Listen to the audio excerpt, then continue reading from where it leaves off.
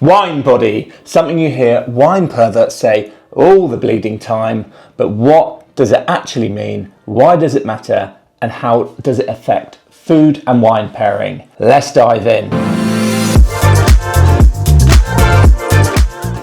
Put in simple terms, wine body is how light or how heavy a wine feels in your mouth.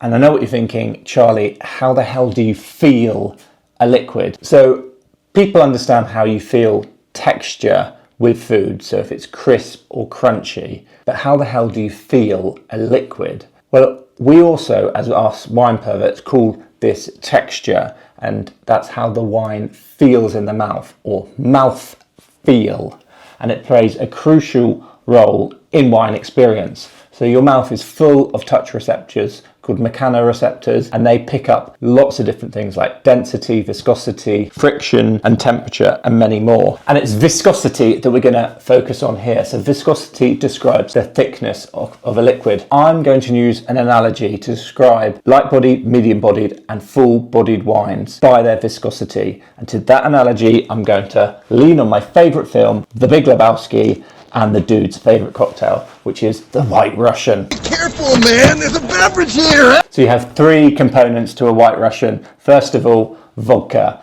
Now this is light viscosity, light thickness, it slips through the ice and it pours very quickly. So think of this as your light-bodied wines. Next, you have the coffee liqueur, like a Kahlua, that sticks to the glass a little bit more. It pours a little bit slower and it's a little bit thicker. Think of this as your medium-bodied wines.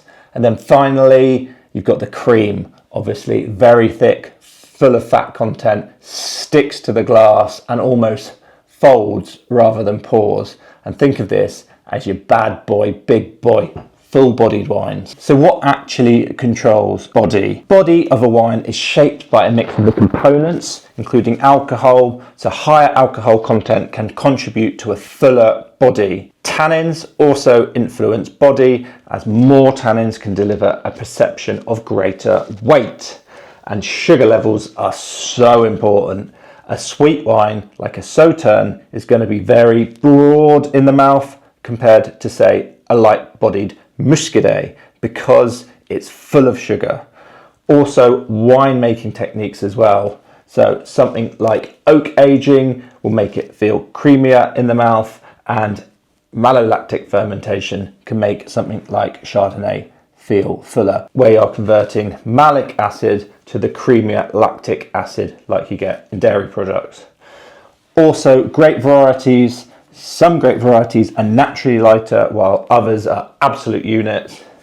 And ripeness. Riper grapes mean more sugar, more alcohol, more body, and similar wine from a cooler region, for example, Pinot Noir from Germany versus Pinot Noir from Australia, will taste and feel different due to climatic conditions delivering different ripeness levels. So when it comes to food and wine pairing, I think body and weight are one of the most crucial, important factors, because you want to pair like with like. So if you're having a light dish like a Salade Niçoise, you probably wouldn't pair it with something really heavy like a massively oaked Chardonnay, because the Chardonnay is going to do all the talking. The Salade Niçoise isn't going to get a word in.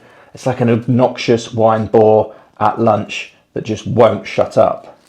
Similarly, if you're enjoying a rich, delicious cassoulet from the Languedoc region, you're probably not going to pair it with a light, chilled Gamay from Beaujolais.